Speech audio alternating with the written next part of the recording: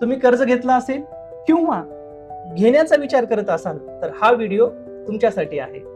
मित्रांनो, जेव्हा RBI repo rate वाढवते किंवा कमी करते त्यावेळेस त्याचा डायरेक्ट इम्पॅक्ट हा तुमच्या लोन ईएमआय वर होतो. मग रेपो रेट म्हणजे काय?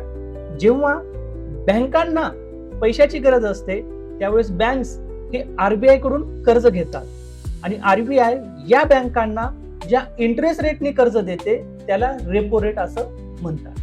मग आरबीआय रेपो रेट केव्हा वाढवते? जेव्हा आरबीआयला वाटेल की मार्केटमध्ये खूप जास्त प्रमाणात इन्फ्लेशन वाढलेलं आहे, वस्तूंच्या किमती खूप प्रमाणात वाढलेल्या आहेत, लोक खूप मोठ्या प्रमाणात खर्च करत आहेत, त्यावेळेस इकॉनॉमी कंट्रोल करण्यासाठी आरबीआय रेपो रेट वाढवतात.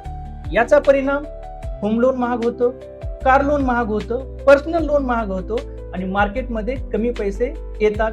त्यामुळे इकॉनॉमी कंट्रोल करण्यासाठी त्याची मदत होते. याच उलट जेव्हा आरबीआयला वाटेल की इंडियन इकॉनॉमी खूप स्लो डाऊन झालेली आहे त्यावेळेस आरबीआय रेपो रेट कमी करतात. त्यामुळे सर्व प्रकारचे कर्ज हे स्वस्त होतात आणि मार्केटमध्ये खूप मोठ्या प्रमाणात पैसे यायला सुरुवात होतात.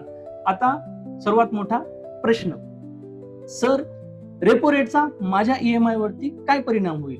मित्रांनो, जर तुमचं इंटरेस्ट रेट हे फ्लोटिंग असेल तर त्याचा डायरेक्ट इम्पॅक्ट तुमच्या ईएमआय वर होणार आहे. पण तुमचा इंटरेस्ट रेट हा फिक्स इंटरेस्ट रेट असेल तर त्याचा डायरेक्ट इम्पॅक्ट हा तुमच्या ईएमआय वरती होत नाही. त्यामुळे आपल्या बँकेशी आजच संपर्क करा आणि माहिती करून घ्या की तुमचा व्याजदर हा फिक्स आहे का फ्लोटिंग आहे आणि ही रील तुमच्या त्या मित्रापर्यंत पोहोचवा जो कर्ज घेतला असेल किंवा घेणार असेल.